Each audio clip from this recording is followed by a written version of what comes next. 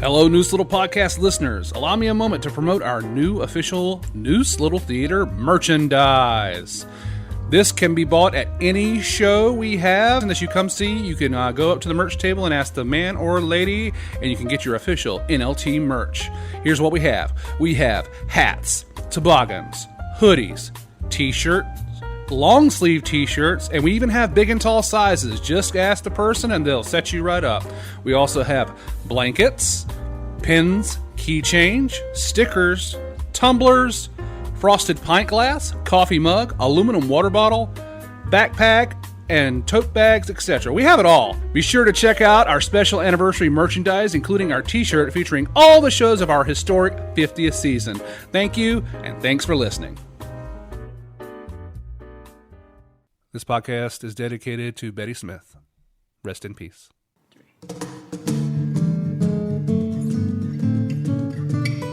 Hello, and welcome to Noose Little Podcast. This is an audio presentation featuring the backstage antics and stories from your favorite log cabin located on the banks of the Noose River in Smithfield, North Carolina. Please help us celebrate our 51st season and purchase tickets on our website, www.nooselittletheater.org. Don't forget to like and subscribe on the various podcast platforms such as Apple Podcasts, Spotify, and YouTube.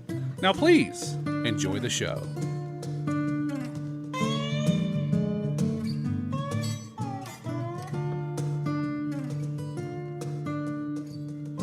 Good evening and welcome to Noose Little Podcast. We have an extra special holiday episode for you now. I'm calling it Holiday Hodgepodge, and it's going to be basically Thanksgiving and Christmas talk with some Wicked talk at the end. I'm going to go ahead and introduce my guest, and I brought them on the podcast mainly to talk about Wicked, but I also have Larry here. Larry Gray. Hey, Larry. Hey. You're Scrooge in my production of Christmas Carol going up at the Paramount Theater in Goldsboro, North Carolina, December 12th, 13th, and 14th. Go to GoldsboroParamount.com to get tickets for this annual holiday classic that they do down in Goldsboro in one of the prettiest theaters in southeastern North Carolina. And we're going to do some shameless self-promotion in just a minute, but I also want to introduce my buddy Keith Davis. Howdy. Brought him on to talk about Wicked, and also coming back for her third, she was on the last podcast, and I think this is her third or fourth time, is Kaitlyn Tarley. Hey, everyone. Thank you. We needed more women, and I would bring Tamara along, but I would always make her do it, because we need a woman's perspective, but I would always have to pull it out of her, so I brought you in, hopefully, as a way to jump in, not be afraid to jump in. And of course not. Yes. As I said, I'm calling this episode Holiday Hodgepodge. It seemed like it would be too long of a gap between the Evergreen Mall episode and then the She Loves Me episodes in the beginning of the year. It seems like we needed something in the middle there, so that's what we're doing now. We are approaching 100 episodes. This is episode 90, and I don't know what we're going to do for that 100th episode. It looks like it's going to happen right in the middle of our next season, so I'm going to have to think about something for our 100th episode, but it is on my mind. It's crazy that, Mita, we've done this 90 times, Mita. I know, right? That is crazy to think about. Ever since COVID on the stage, everybody distancing, we've been doing this podcast, and we're going to continue to do it as long as it doesn't get too annoying. I was like, COVID on the stage sounds like a musical. COVID on stage? Yes. COVID on the stage. Patent pending. Trademarked. Yes. There's something there. Write that down. Okay, quickly. Evergreen Mall went up to full houses last weekend. Is it last weekend? A couple weeks ago at News? Before Thanksgiving. Yes, so yes. The 2 weekends before Thanksgiving. Congratulations to the cast and crew on an excellent run. I saw the play and I really enjoyed it. The thing about it I really liked is that this script is it's not a well-known script. Right. It's not Pulitzer Prize winning material. It's not. But it is they did a very well done version of that script. They did that script justice, wouldn't you say? Yeah. I thought several of the vignettes could have been throwaways, but I ended up taking something from each one that I thought was and the cast did a great job. I mean, yeah, obviously. Well, you can talk about it, Kaitlyn, because you were in it, and played the security guard along with your buddy playing the junior security guard. Yeah. It really flowed really well. The set worked really well. I know Stephanie was worried about the music, and she was worried if it worked or not. I thought it worked really well, and in fact, I thought it enhanced the scene a couple of times. So well done to that. If you want to speak on that very quickly, Kaitlyn, please do. Yeah, I mean, I'm sure that I was part of the grief that she received for the music, because I was like, is it too loud? Like, is that a good level? But she always has incredible attention to detail, so I definitely think the songs, including the songs, not only for them all, but to coincide with the individual scenes, was a smart move. And I loved the set. I mean, again, I know you don't enjoy set construction. I'm sure that everyone during the process didn't enjoy putting it together, but it came together, and I thought that it worked really well and helped the scenes flow. And yeah, I mean, it was a fun show, a different kind of role for me. I'm sure for others as well. Got some new people in, which is always great. Mm-hmm. And I think it's always fun to do lesser known shows because, one, there's less expectation, but then also I feel like as an actor you can learn more about yourself or about the process by doing something that isn't so well known. You have kind of more to work with. So right. And you're not pigeonholed. Right, into yeah, something exactly. that's already been done. I've said that before when about approach to like directing a musical or something like that, as a big musical, a well-known musical. I said the problem with doing something like that for me as a director is doing something like Mean Girls, which would never be, it's not my purview, and I doubt anybody would ever ask me to do Mean Girls. But it sounds like you want to do Mean Girls. No, I don't. No, I don't, because I would do it for the money. Yeah. I do it but if the price was right, I would do it. But as far as, I was like, because that's not really directing to me. I was like, when you do Mean Girls, they're expecting something similar to what they've seen on Broadway or right. other places. There's very little wiggle room for creativity and stuff like that. Mm-hmm. And with these smaller scripts, there's a lot of room for creativity. And I just like that more as a director. So well done to the cast and crew of Evergreen Mall. Movie night. We have another movie night. It's coming up December 13th, and it's going to 7:30. It's going to be Miracle on 34th Street. This is the original 1930? No, 47. 1947 version with in Natalie black, Wood. We're doing it in black and white. In black, and we're not going to do the colorized version. Oh, please! If there's an option, always do the black and white. Because I guess movie nerd. I guess the colors back then are it was originally shot on black and white, and the colors are like put in afterwards, so it never looks right. Right. And who was it? Ted Turner who went in colorized. Yeah. Ted Turner had this crazy idea of like, I'm going to start a TV network, and I'm going to colorize all the old black and white movies, and all the filmmakers was like, no. It was a nice thought, but no. That works on a nice. All right, so we're doing that December 13th, and that's a Saturday. And so when you go and get your tickets for A Christmas Carol, make sure you do on the 12th or the 14th, so you can still come to see a movie right. night. Yeah, so there is some overlap there. I'm sorry. Can I go to movie night? You may not, sir.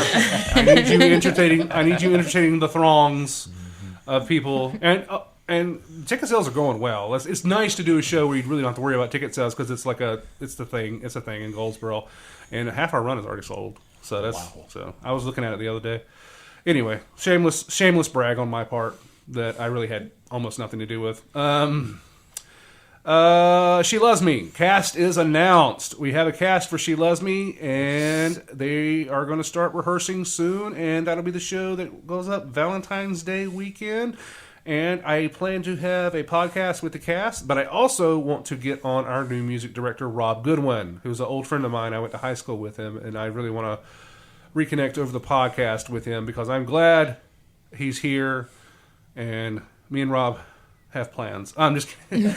We've thrown some... What does that mean? We've thrown some musicals that we both want to do that are a little bit darker in tone that we want to do one day.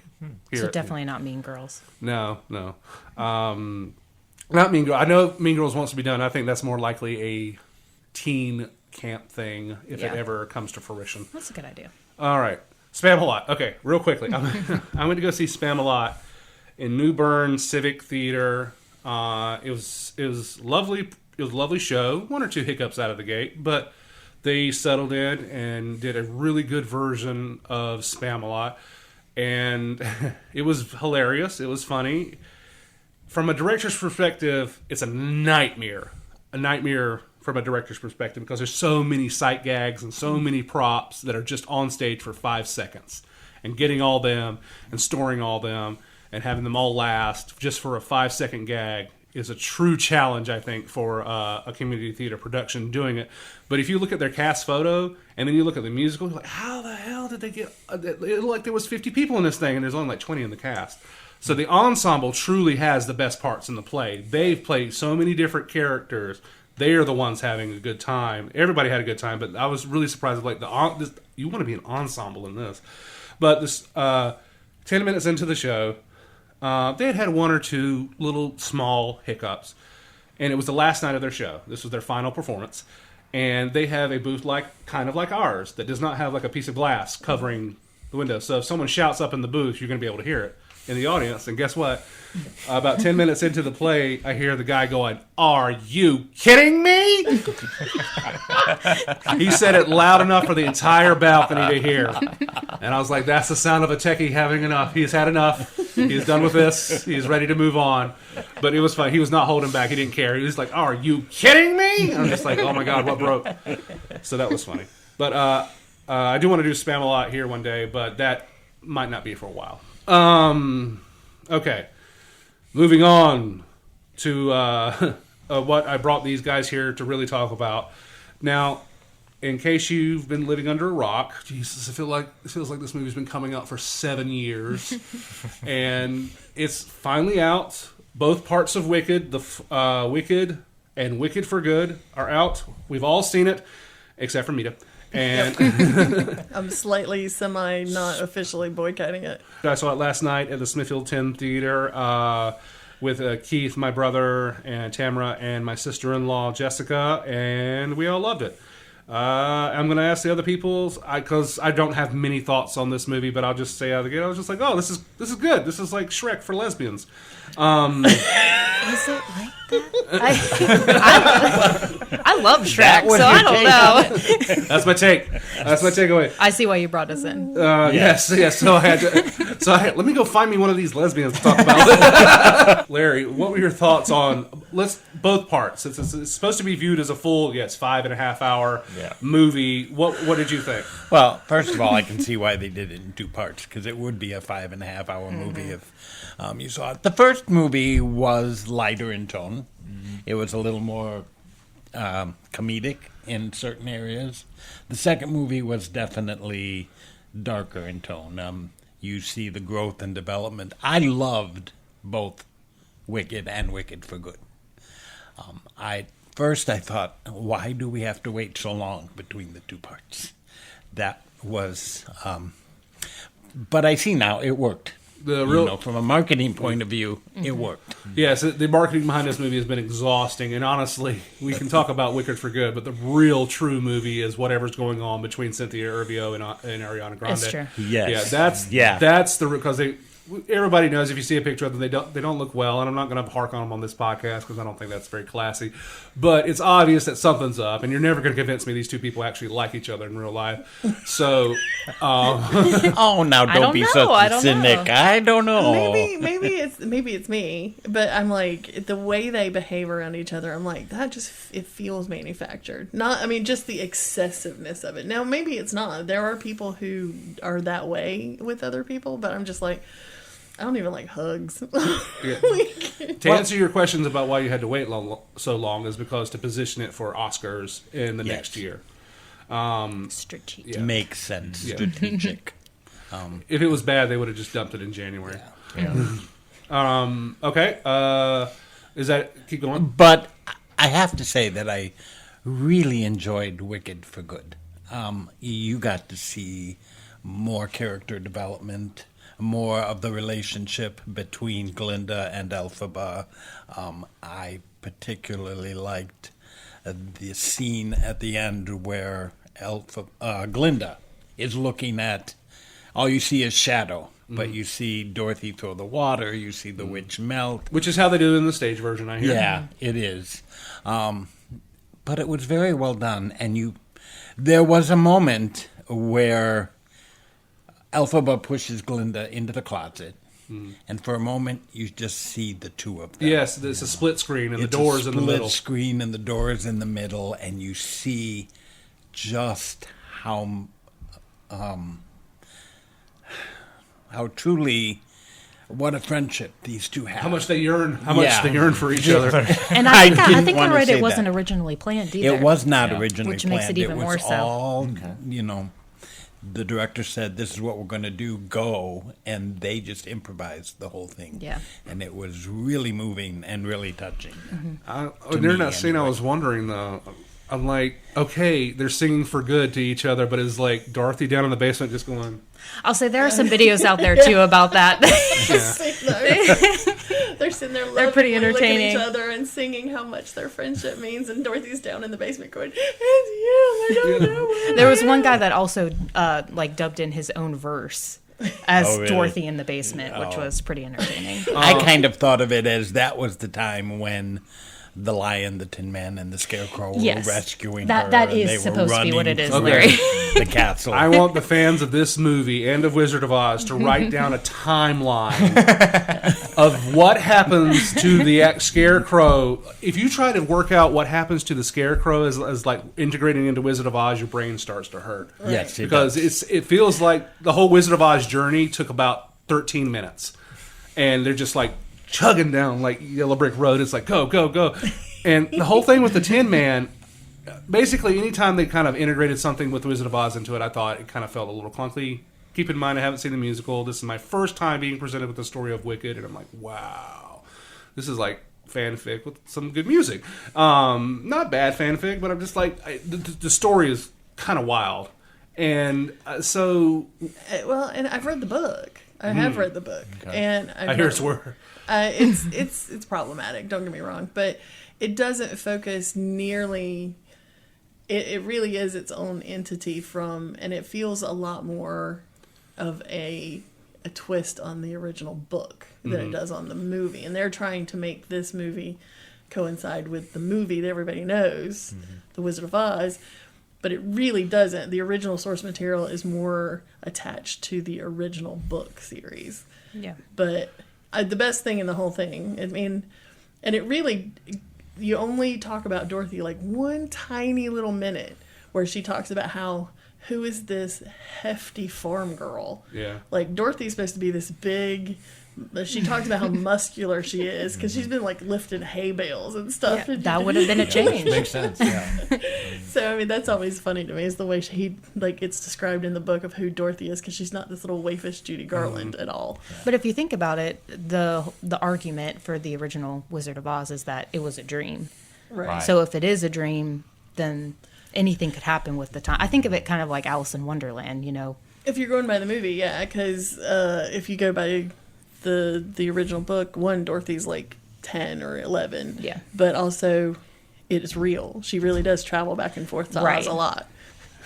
We watched it last night, and I made the joke last night. I was like, yeah, we're going to do the podcast tomorrow. And I'm like, oh, yeah, so now what the world has been waiting for, a straight man's opinion on Wicked. Straight man's perspective. I recently just watched the first Wicked over the weekend. A little bit unrelated, but sort of related. I bought the Dr. Dillahunt is like a toy stuffed animal for my dog Nestle, and she was enjoying that, and I was like, Dr. okay. Dillahunt being a character, the goat voiced by Peter the Dinklage. goat by Dinklage. Yeah, that's the one. Goat by Dinklage. Goat by Dinklage. Goat by Dinklage. I need to pick up that Sounds cologne. like a cologne. I love that too, actually. But I enjoyed the first. I've smelled goats. You don't want that.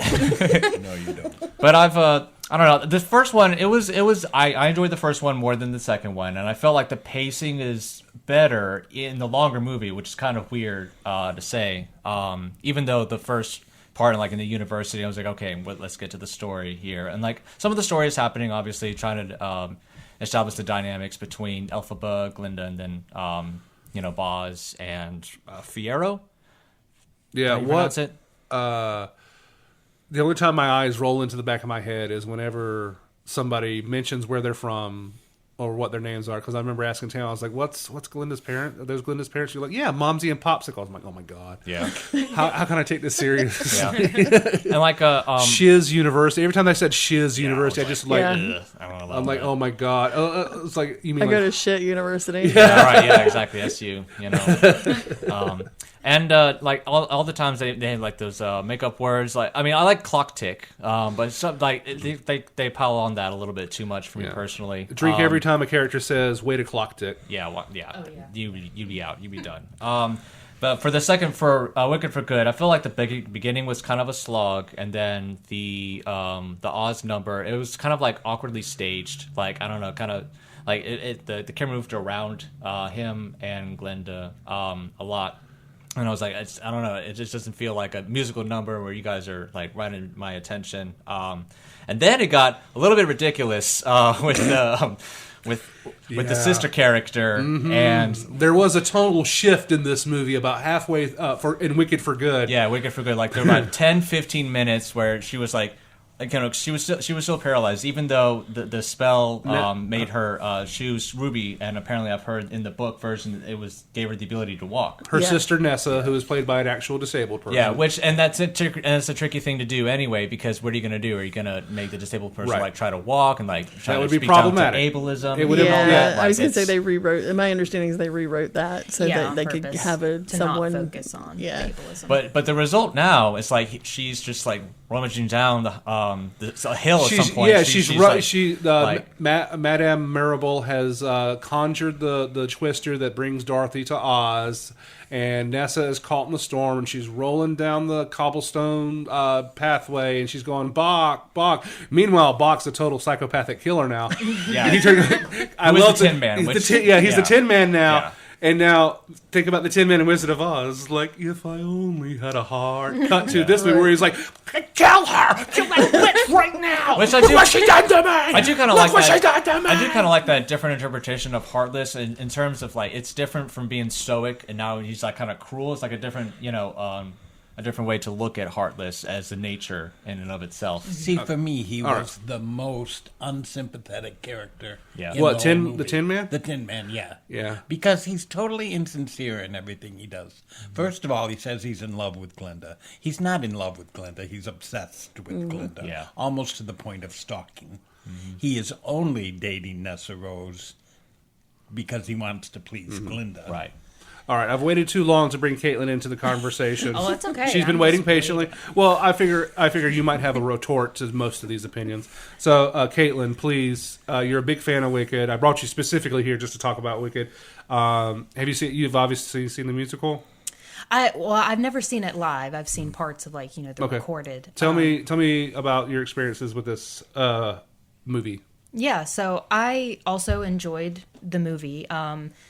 I haven't really been jumping in too much because I agree with most of what's been said. I did also like the first one a bit better than the second one, but I'm also a hard sell for part twos because I don't really like breaking up movies. I understand why they did it, and certainly with all the material, and I respect the director's decision to want to include as much of the original, all of the plots, all of the characters, but then also expound upon that, do more character background. And I think that is a huge positive, and so it was a good choice. But then having part one, part two, having to come in part two midway through the story on a heavier note, and then kind of continue on, kind of made, again, like the pacing we're talking about, a little bit different for me, or a little bit harder to get into initially. And then once it did, of course, it was very well done. I mean, that they're definitely going to win some awards, I think. Yeah, for I mean, better or definitely worse. for like production design and costume, obviously. Yeah, for at the sure. very least, yeah. At the very least, and like I like the choice in the director, Don Shu. In the beginning of his career, he did Step Up 2, and like not a lot of people really remember too much about Step Up 2's like storyline per se, but they definitely remember the image of like dancing in the rain. Like that's one, like if you see it, it's like, oh, that's Step Up 2, And he did In the Heights recently as well before then. So he does very well with like musicality, in introducing that with his films, and I do appreciate that, and that's about all I can say about that for sure.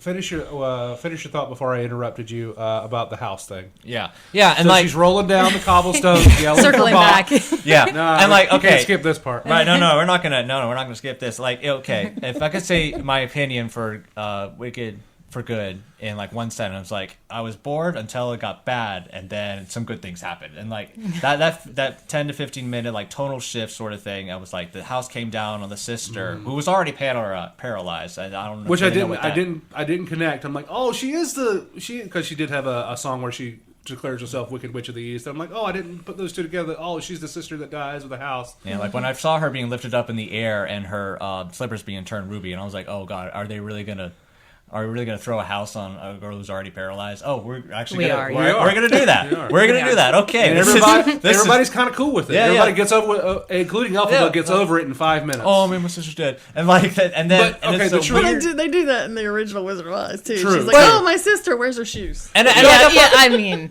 and I've heard it was played for comedy in the original play, but this one is sort of like they were trying to play it for the more dramatic side of it. And it They didn't didn't work. really, yeah. Then it didn't. Right. It didn't Our it didn't whole hit for row me. burst out like she has a line of dialogue. It's just like it's not every day a house falls on you, It's like, and we all well, just actually, like, it's happened all the time. And they're like, yeah, no, it's and it's never like, gave us. like you don't understand. She just came out of nowhere and dropped a house on her and took her shoes, and I'm just like, It's so it's just what are we doing here? it's so unintentionally hilarious, and you know, I'm glad you guys enjoyed it.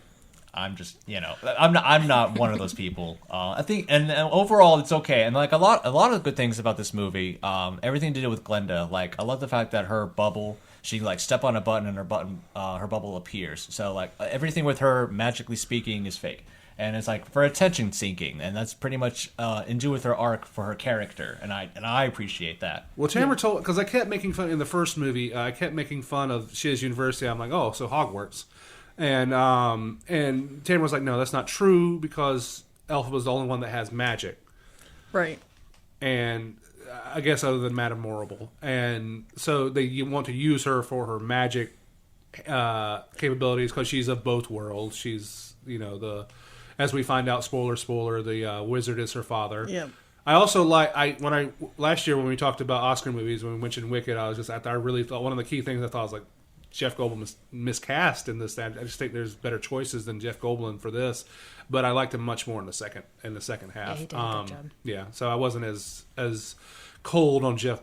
He won me over basically, but yeah, No Good Deed was amazing. Yeah, that's I the high love point. that number. the music was great. Oh, And yeah. in the new songs, I know some people were kind of dissing on a little bit, but I thought the new songs were great. Both of I them. really liked the new songs. I particularly liked There's No Place Like Home, Yeah. which just blew me out of the water. I've been obsessed with that song ever since. And I like Girl in the Bubble because it kind of was a turning point for Glinda. She realized she'd lived this charmed life and everybody always did what she wanted, and she was pretty and she had a nice smile, and she lived in this kind of fantasy world, and now she has to grow up. Right. Yeah, she's She given has the to. deeper of the songs in this case. Elphaba's Yes. is more just like a further connection. Well, we gave Elphaba a song. We got to give her a song too. Yeah, well, but hers turned out to be Yes. a lot it really deeper. did. So But it's an obvious. The thing about me it's clunky in the editing because it's an obvious reshoot. This is obviously added on after they initially shot it. Number one, because I don't want to harp on it, but yes, Ariana Grande is much thinner in these reshoots, and but also in the editing and the flow of the movie, it was just like walking around my little Aussie apartment looking sad. I guess this will be a good place for a song. And then she starts singing. It was like there's no reason for her to sing. Usually, Gotcha. the impetus for the music has some sort of plot-driven, like, okay, this song is driving the plot forward this way. This song is just like, oh, this would be a nice spot for a song, so let's put one here. We need to pad this for a little bit more so people feel like they got their money's worth. Yeah. Well, now see, I didn't feel that way. I felt the song fit perfectly well because it was a moment when she realized everything isn't as she thought it was. And this title that's been given her is really false because things aren't good. And she has to own up to that, and she has to do something about it. yeah, 'Cause Matt, it's you're saying you right- don't just like walk around your house and then randomly think, oh, Yeah. I have made a break into a realization. brand new I've song. made a terrible mistake. I am going to complete my character arc. Why not? Most of us do it on the toilet or in the shower. Yeah, hers was a little more Yeah. aesthetic. That's the problem with straight men. They're so cynical. Yeah. Show me how they go to the bathroom. How do they go to the bathroom in Oz? Do they ever got toilets? Is it You'll like see the it. Brady Bunch where they don't got no toilet? Yeah, no, I don't know. Act 2 of the musical is so much more of a downer, so I'm assuming the second movie's the same. And that was some of the critiques that I've read and heard was basically after intermission is problematic in the musical too, in the musical Yeah, I version, have you know, heard in the live stage version. And I've seen it a couple times. It's been a while, and I've read the book. And again, backstory. On the stage version, she's in a wheelchair, Nessa. In the book, she has no arms. Okay. Interesting. But the problem is she can't walk because she can't balance because she has no arms, which is weird. You know, I'm like, I'm pretty sure people with no arms can walk, That's but whatever. interesting. So that's when she Elphaba gives her the shoes so she can walk. Right. Because, again, she didn't have arms, which, you know, it's... I guess, you know, you don't want to chop an actress's arms off to Yeah, give her probably apart. not. So Can we find an armless woman who can sing? who's camera ready and can sing? Just tuck them in. Just tuck them in your shirt and get some numbs. Yeah. So yeah, but no, that's that's what's in the book is she has no arms. All right, so Fiero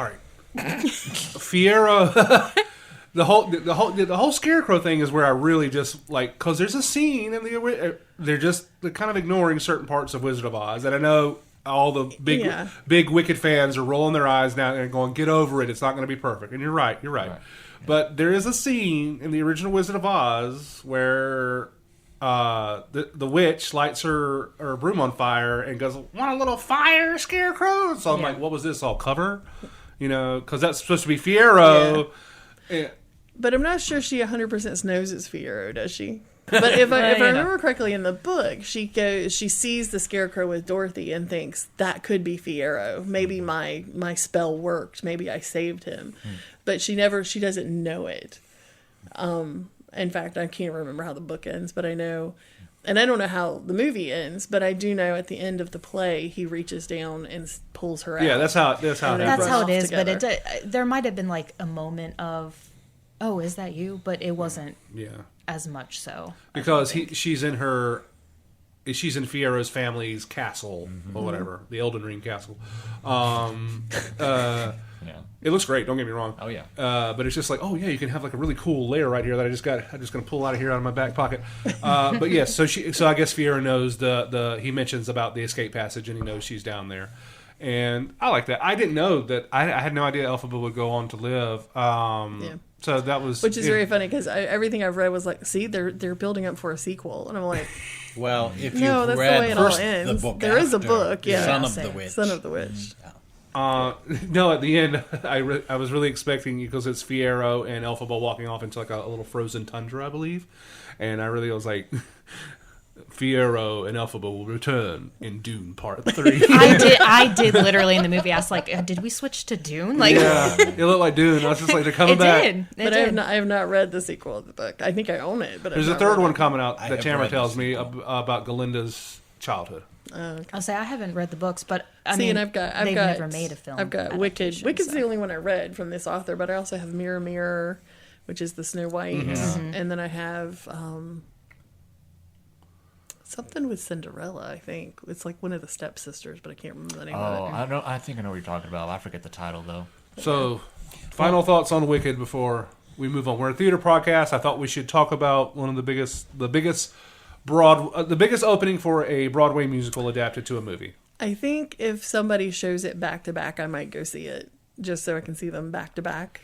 That's a big day for you. That is a big I day. said you could stream them. But back I to back. also fully believe, and I think and the other side of it, I don't want it on the big screen. It seems like one that you really need to see on a big screen. It is It one is you different. really need to Ever see since, because me and Larry go to the Alamo a lot. That's Yes. that's me, and that's like my movie theater. There's a reason I drive 45 minutes out of my way to go to not every single movie, because I did see Wicked for Good at Smithfield, but it's kind of spoiled me now for sound, because the sound in the Alamo Theater is just amazing. Right. And then when I get into my Regular movie and theater. watch her. And no, when I get into my room, me and Tamara's room, and watch the movie, I'm just like, oh, the sound sucks, and I'm spoiled for sound, and the music sounds great, so there's Right. nothing wrong with that. No, I'm just it's one of those things that I look at it and I've seen the stage version, and the stage version is long. It's a long, it's over 2 hours, but I'm like, you could have cut a lot of the filler out and probably made this just a really. I mean, I sat through freaking Lord of the Rings. That was I'm 3 thinking hours of that long. and like Avatar. I had the Yeah. original where they put it on 2 different CD discs just because of the length. Any final thoughts on Wicked, Kaitlyn, Larry?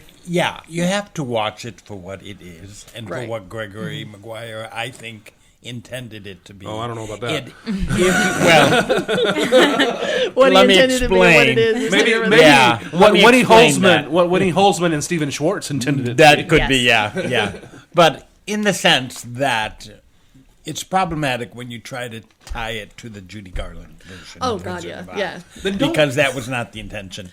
It was intended to say things aren't always as you think they Right. are. Right. Right, there's 2 sides to every story. Yes. They say it, they hit you over the head with it like it's not a lie, it's just a different perspective. Well, Yeah. I like the very first thing, one of the first things Glinda says is, are people born wicked or Or they is have wickedness wicked thrust thrust upon upon them? them? Yeah. And that's a very valid question. And it does have my favorite villain trope, usually the best villain, quote unquote, because she's really not, we all know that. But she's perceived as a villain by the outside, and usually the best villains are the ones that think they're doing it for the right thing, right reasons. Right. Well, everybody's a hero in their own story. Yeah. She says to Glinda, don't try to clean up my reputation. Leave it alone. Let them think I'm wicked Right. because they need to think that. Right. Yeah. I agree. And I like that they instead made a lot of nods to the Wizard of Oz. And I think those were well incorporated. Yes, the Tin Man and Scarecrow, again, if you read into it, are just not CGI, but whatever they did to Jonathan's face. Yeah. If you leave those bits of details out of it, the rest was very well connected. I think for me, and this is not cynical, I know it's going to sound that way, but I didn't like the relationship with Fiyero and Elphaba. And because to me, I feel like I don't know how the original writers felt. To me, it feels forced. I think the I agree. focus is the friendship. And so I think them trying, again, I appreciate them trying to like keep it close to the original. I feel like that would have been a great place to take a little bit of artistic freedom and made it more sense and not taken away from the friendship element of it. But again, trying not to be too cynical, I still think it's a good movie overall. But And having not seen it at all, so take this with a grain of salt.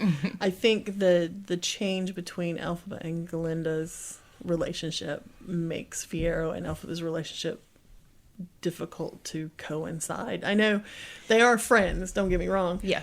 But there seems to be a closeness between the two of them that is not in the original stage version. Right, and it makes it so drastic because they Right. really focus on the relationship with Elphaba and Galinda, and then to try and say like, oh, well, there's this side relationship is very... Yeah, it seems like we got a very deep, quote unquote, friendship.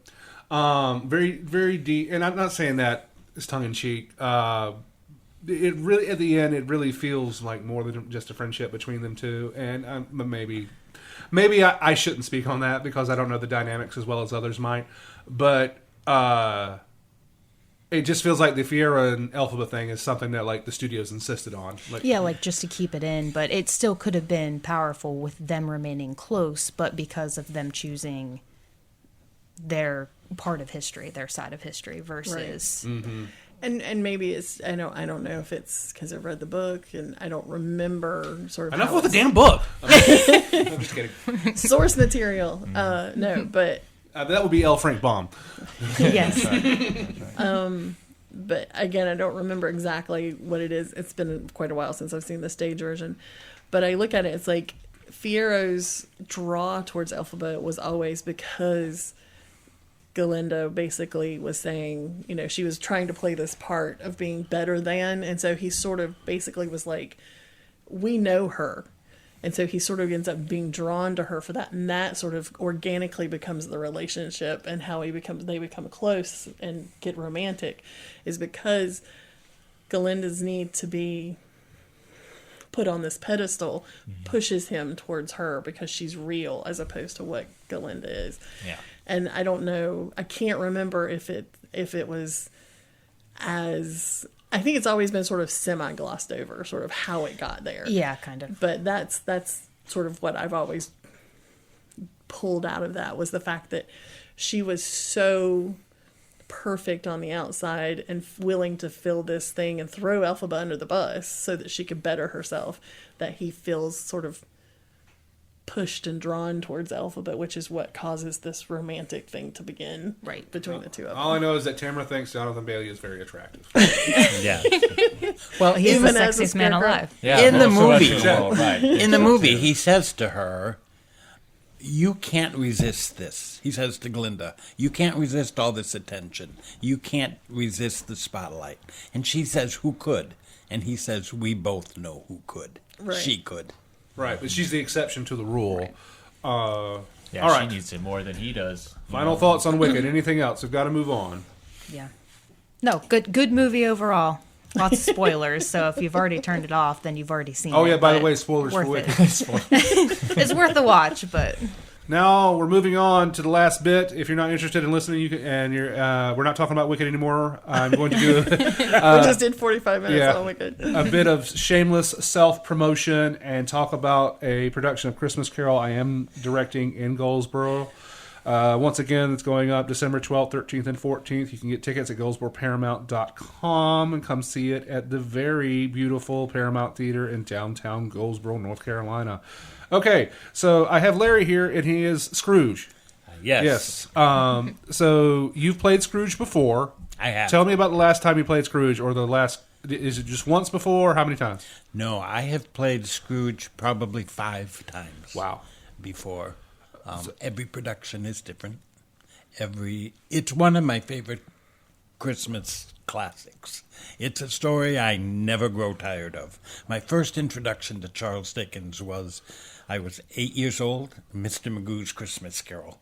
And I absolutely fell in love with the story, with the idea of Scrooge. And it's the ultimate story of redemption, and it's the ultimate story of Christmas. And it's such a classic. I love the role. I love playing the part, so thank you for this opportunity. Oh, you're welcome. I mean, I've done Christmas Carol many times. It's one of my favorite stories of all time. Period. Not just Christmas stories. Although I am knee deep in directing it right now, so I'm getting a little tired of it. But it's fine. I've been in it 4 or 5 times before at Goldsboro. They do it every year, and I think this is the last year they're doing it.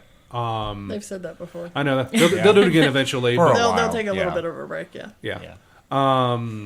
But it's I should also mention that we have Keith here who also plays Dick Wilkins. I don't want to forget that. What's up? I've been to Scrooge before. Yeah, you were Scrooge before. Yeah, back in 2011. Apparently they have a club and they meet on Thursdays. Yeah. Well, I have to start attending. You this. will. Yes, you You do. must. We have several former Scrooges in this production. The guy I have also played Fezziwig 5 times. Yeah. Oh, really? Yeah, see who was that. kind of the anti-Scrooge. He's everything Scrooge isn't. Oh, yes, he is the anti-Scrooge. I always I've played Fezziwig and Old Joe, and I always like them as kind of like a mirror to each other, like the opposite ends of the spectrum. And so I decided to direct a lot of people were surprised when I said I was directing this because I haven't done anything in Goldsboro for a while, and even though it's close to my house, there's I shouldn't say this, but there's reasons. there's reasons why I haven't, and they're very valid. But I did decide to make an exception for Christmas Carol because I wanted to do it. I wanted to put my stamp on it before they stop doing it. Like you said, they'll probably end up doing it again. But I bet for about 5 years they'll stop. Are there puppets in this one? Yes, there are. Yes, I was just about. I had it written down here. Ghosty puppets. Is it a baby Yoda? No. No. We did COVID. She's talking about COVID Christmas Carol, which was. We did COVID Christmas Carol in 2020, and we did it on stage at the Paramount, and we did it all We did it with 5 people. They played multiple roles, and they cut a lot. We cut a lot of roles. Like Fred was cut, and Dick Wilkins was cut, and any non. What's the word I'm looking for? Essential. Thank you. Yeah. Non-essential role was cut for because we have to stand apart from each other. 15 people showed up for the entire run. I would literally go out there to like the beautiful Paramount Theater, and there's 6 people sitting out there, 2 of which I don't even like. Hey, no, you don't have to say it to my face. no, not you, dear Mita. I need you. No, I dragged Mita down there to film it, and you can still see it. You can still see a YouTube video version. We had we had Baby Yoda as Tiny Tim, which went over well because he was very, very popular. And then all the other Cratchit children were sock puppets. Yes, Alyssa stood. I was Mrs. Cratchit, and Alyssa stood behind me. Alyssa's Baelish Tiburcio, who's playing the voice of Ghost of Christmas Past. She's also been in a show here, Explorers Club. She's always great to work with. Mm-hmm. She stood behind me and would every time a kid would pop up and be like, "Oh, Peter, make sure your cufflinks are on straight. Oh, Belinda, rearrange your bonnet." And then they would just pop out. And it worked. I was surprised how well it worked. But, yes. It was silly and it was fun. It was silly and fun. And I wish the guy had listened to me and done reasonable price tickets. But I'm doing ghosty puppets. What do I mean by that? Jacob Marley and Ghost of Christmas Present are played by human beings. And they will look how you think they look, the traditional ways. But Ghost of Christmas Past and Ghost of Christmas Future are going to be puppets, kind of. Ghost of Christmas Past is most definitely a puppet that Alyssa, she has like a little harness that she ties like a belt, and she hooks the pole in, and she controls the puppet with her arms with this little pole attached, And I actually saw the pictures of that, and we're going to start using that tomorrow. Now, that is done by the Alyssa's family, Michelle and Wayne Tiburcio. Thank you guys for doing that if you hear this, because they've been a big help. Now, I knew it was because Michelle is also doing my costumes, and I knew it would be too much to ask for her to also do the big Ghost of Christmas Future. In 2013, one of the best productions of any show I've been a part of was Christmas Carol, and they had like the big, huge Ghost of Christmas Future that looked like death, but it was huge, and he could operate his Clay Rains had it, operate his skull hands and stuff like that. And every time they've done a different version, it just hadn't kind of measured up to that. And mine won't be quite that either. But I did find a rig online. I think the most memorable was the one where it was like a 8-bit computer image. I don't remember. It was like there was projected. Oh no! It was like I thought about that, but I don't know enough about projection. I'm sadly a novice when it comes to using a projector in a theater, and I know I'm going to use it. They've since got a new projector since I've been there. It looked like an old computer game from like the 19. I thought about that. My original idea was to have a bunch of kids run around in black costumes, and then they would all get in kind of like they'll run together, and then they would kind of mold into something we put on the projector screen, like the ghost. So 3 kids in a trench coat. No. Stand on each other's shoulders. Form a pyramid. But what we got, I had a really weird idea today because Jorge told me that whoever operates Big Ghosty is going to have to be kind of skinny because we don't want Big Ghosty to have a belly. And I thought wouldn't it be messed up if he did have a big pregnant belly, and then you could lift up the skirts and then a bunch of little ghosts come out? Wouldn't that be weird? Probably too weird for Ghost World, but that shows you you what I think about when I want to change it up. You could do that and have them drag him, they're dragging him to the grave, and then drag him to the bed. Right, like the ghost in that would fix not a bad idea. The bed Patrick's and bed, the grave and bed conundrum. That would work because the only way I'm going to get up off the ground after I'm in the grave is if children drag you. Yeah, he has a line, "On my knees, Jacob, I thank you, I thank you." I'm like, Larry, you're going to have to find a joke or something for there because we can't I put do you... I do have one, if I was but an I old don't. man and actually could be able to go on my knees, I would thank you right You now. will hear it tomorrow night. All right. But anyways, what the Big Ghosty rig is, Jorge and his family, and thank you to Jorge and Jill. And it's a backpack. I have pictures, but this is an audio format, so that won't help. It's a backpack with a rig on it that has poles up to the front, so it's kind of like 2 people standing on their shoulders, and his eyes are up here, and the guy in the backpack's kind of down here. So we're going to see that on Thursday and see what it actually looks like. If it doesn't work, I have a backup. But Jorge says it's going to look right. I hope so. I got him 6 comps. Brian usually does a pretty good job. Yeah. I wanted you to. I was like, build this for me, Mita. No, my evil plan was that Jorge would bring it here tonight. He couldn't because of work. He hadn't been able to complete it. But the original plan was for Jorge to bring it here tonight, and then you would get enraptured by it, and then you would be like, you would figure out how to do all the little stuff, like his little eyeballs that light up and stuff like that. I was like, yeah, Mita, do that Mita thing you did, where you make stuff better. They do. There's like a phone app that does eyeballs, like for Halloween type stuff. That would. Like holding up 2 iPhones for his eyes? No, it's on one phone. Oh, But eyes. interesting. I wonder if that would show up. Okay. But anyway, ghosty puppets are kind of what I'm bringing to it, and I hope the past puppet is done. I'm hoping that the ghosty future puppet will come into fruition, and Jorge said it'll be ready by Thursday, which is fine because he can't fit into our rehearsal space now because he's 10 feet tall, theoretically, and in the Paramount, it's the only room we're going to use him. So, I'm also doing for the first time on this. I'm directing children. For the first time. Mm-hmm. Yes. It's not difficult, but the teenagers are like my real challenge now. None of my usual tricks work on them. No. Not even food? That usually works. I know. At this point, I'm like having a tennis ball in my hand, and every time someone does something that displeases me, I just throw the tennis ball at them. Right. Well, I mean, that works too. I've had my throw things at people phase too, so that's not uncommon. But it's a... no, and I might not lead this in, but it's among my leads are people I kind of know. And my brother plays Bob Cratchit. Keith plays Dick. Larry plays Scrooge. I always laugh. What? What? Talk about Dick. Oh, yeah. They lean into it in the script. Like, oh, very attached to me was Dick. Oh, love this. Yeah. They knew it. Charles Dickens knew what he was doing. Keith Parrish, who has played Scrooge 3 times It was before. at boarding school. It was experimental. It was fine. There is a version. There is a FX version.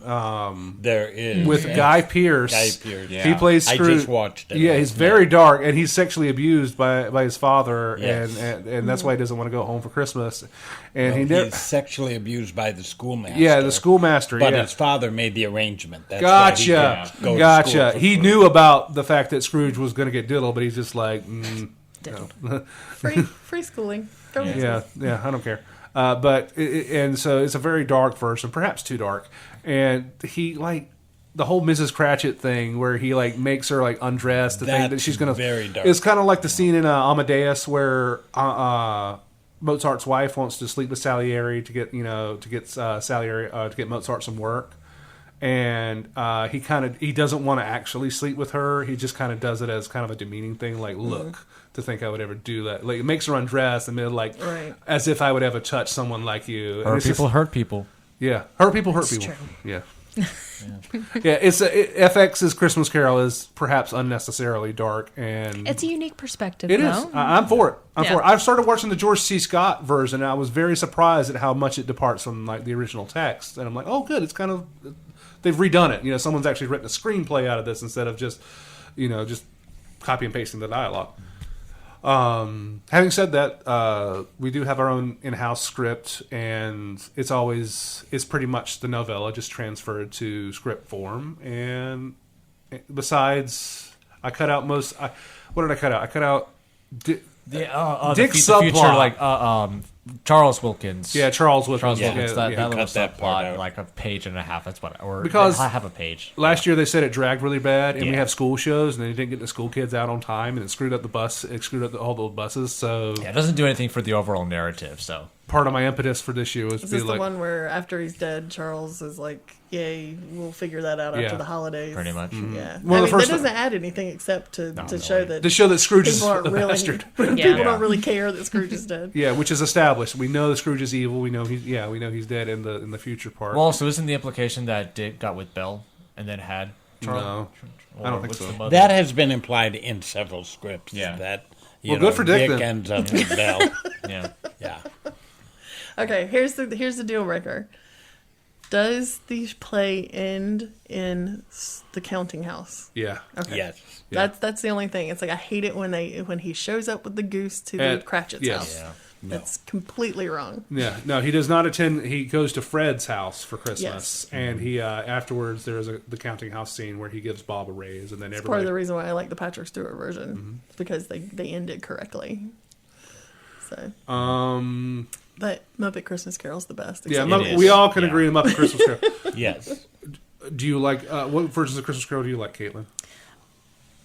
Well, I mean, y'all just said the Muppets, so I get, you know. You can but like the Muppets too. you know, I'm a really big Jim Carrey fan, so I won't lie. I just like I like his characterization. That's my brother's favorite, and I like it too because it is. I don't know if it's my favorite, but it's good. It's really good. It's a very faithful adaptation of the novella.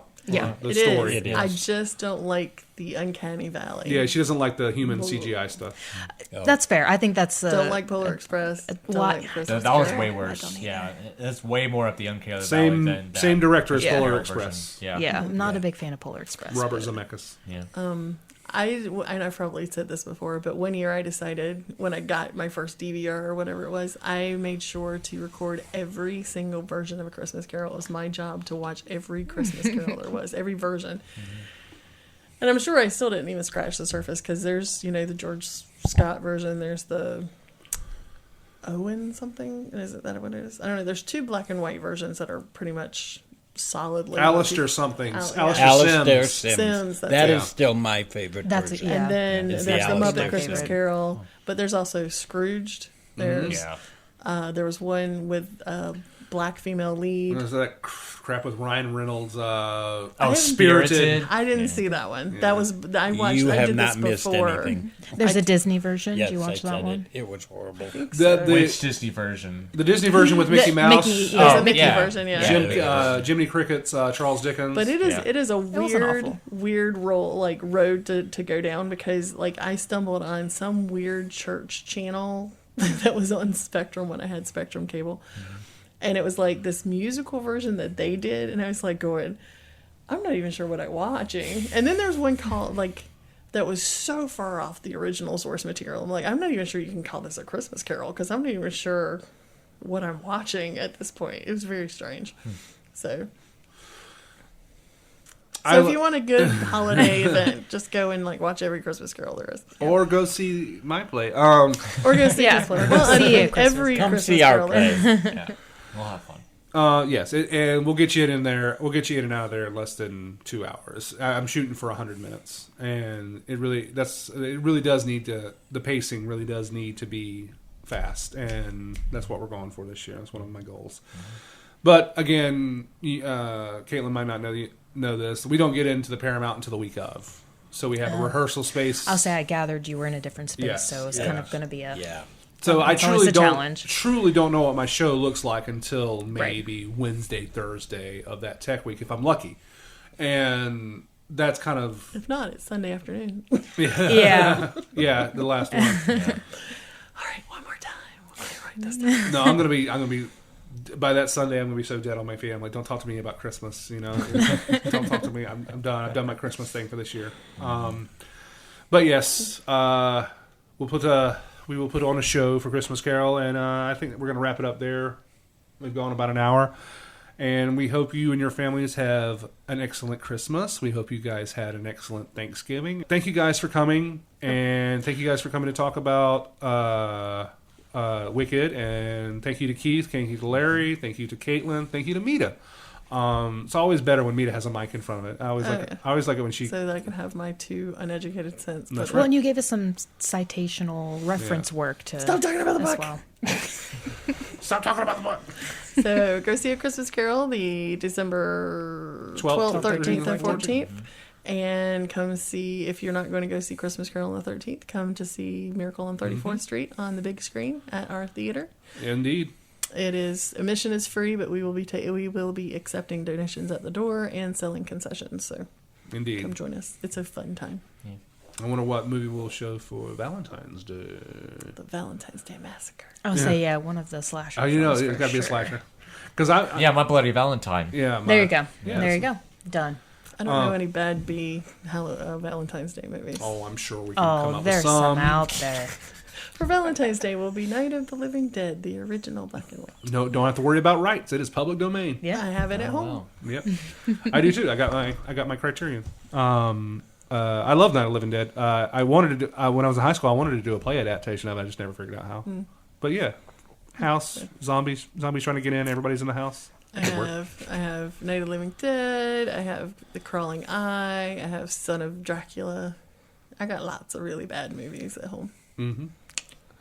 All right, gang, we're gonna close it out there and come see Christmas Carol, as we mentioned. Come see our movie. Come see all the stuff. We hope you guys have a good holiday. We will be back with you in the new year for some She Loves Me content. We'll get some cast in here. I want to get the music director Rob in here. I want to talk to him, and so we'll have a lot of content in the new year as we approach our 100th episode of News Little Podcast. All right, gang. I am Matt Gore. That's my producer, Toole. So, We'll catch you later. bye. Bye.